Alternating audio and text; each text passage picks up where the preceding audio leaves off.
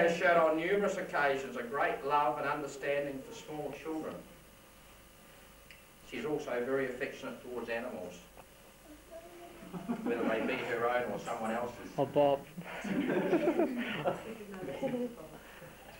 Well, Bob, this is just my view of some of the pluses and minuses on your wife. I'm sure you will agree that the A's more than outweigh the D's. I'm sure she will make you a great wife.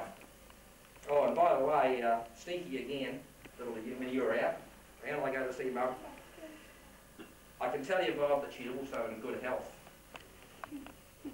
I was very devious to sneak to look at her medical records of all things and note that Sally was in good nick. She has had inoculations against polio, tetanus, hepatitis B, cat flu, rabies, distemper. Hey, whoops, I think that may be the wrong medical, you know. But however, seriously, Bob, let's set all that nonsense aside. In conclusion, I'm sure I can speak on behalf of all your guests when I wish you both every happiness.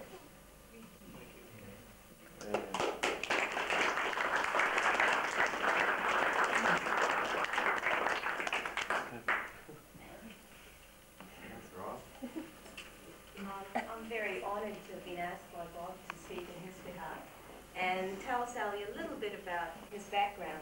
But having known Bob for only 5 years, part of that time being his sister-in-law, married to Olivia, his brother, I had to ask for a few stories from around the family. And one story that really struck me was one that shows his sincere ideas that you've got to help the people that you love. And one of those stories was when he was around about 6 or 7, I'm not too sure how old, living in Italy with his parents who were taking care of this huge castle. Their father used to always have to go through this particular attic door. And he thought, oh, Olivia, let's help Dad. And poor little Olivia, you know, a year or two younger than him, tags along with Bob. And he says, here, let's take this axe and help Dad so he doesn't have to open this door all the time, every time he has to go through the door. And so methodically they hack away at this door until finally they've got this size that his father can actually go through.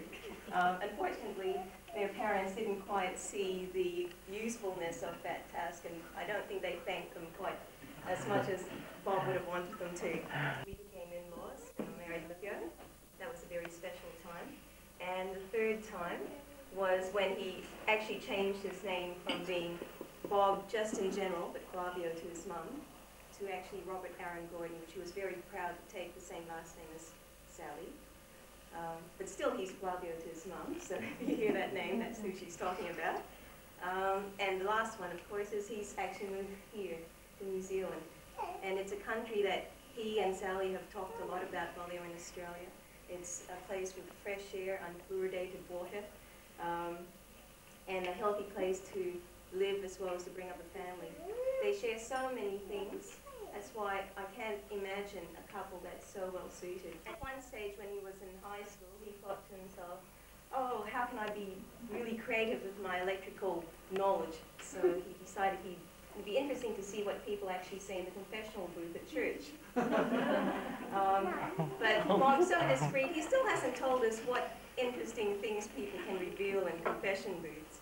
But I suppose after that revealing church experience, Bob discovered his calling in life, and from that moment became a telecom linesman, because from that little line that you think your private conversation's going through, he can tap into any live drama throughout, well, Sydney at that time. So you're not really all that safe with your private phone calls. But what I find is that I have to thank Telecom for this wonderful occasion, because without that recabling he had to do, this occasion wouldn't have happened. And it seems to me that that cable was actually the right connection for everyone involved. And from this chance meeting, I think we will find that Bob and Sally will be very happy together. As I said, they're so well suited, and I'd just like to pass on our thanks for your wonderful invitation and the best wishes of all the family and all the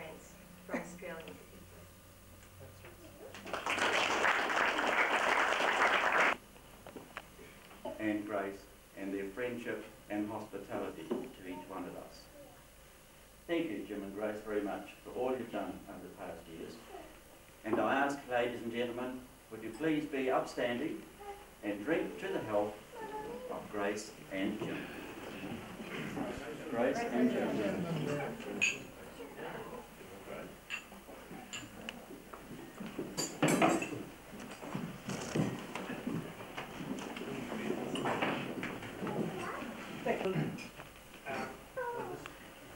With the spate of accidents, of their accidents that have gone on, whilst Bob and Sally were still in Sydney, they had to have a pact. But Bob wouldn't ride a motorbike and Sally wouldn't go skiing until the wedding was over. That was all right. Since they've been in New Zealand, Bob has managed to write off one motor car, hit himself on the head with a hammer. It did him good. Sally has twice knocked her leg about, so she could hardly walk, and we were about to look around for some white-coloured crutches to match the wedding gown. But anyway, here they are, and they're happily married. Yeah, what do I note here? Grace and I both love our only daughter very much, and we're so pleased that she's chosen Bob as her wedding partner. Successful in life, for marriage. To Sally, go on loving and appreciating that man. He's well worth it. Thank you, Jimmy.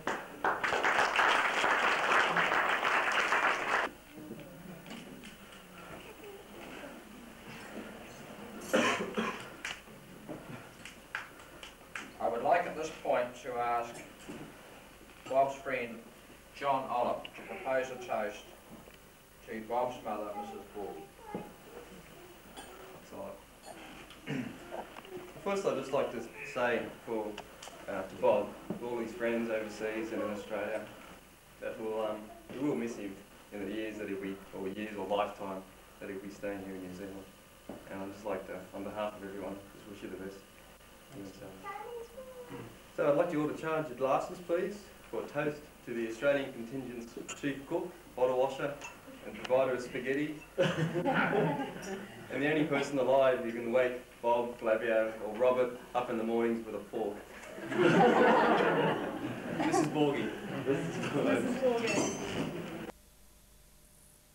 A few telegrams, it may be of interest to note whether they've been addressed to Sally and Bob or Bob and Sally. And I've been noticing there's been a bit like a power play to see who comes first, you see. I hope all this will be resolved in due course. The first one to Sally, you may want to make note how many go each way, you see. First one's to Sally and Bob. Best wishes for a wonderful day and a long and happy life together from the staff and management of Waitronics Corporation.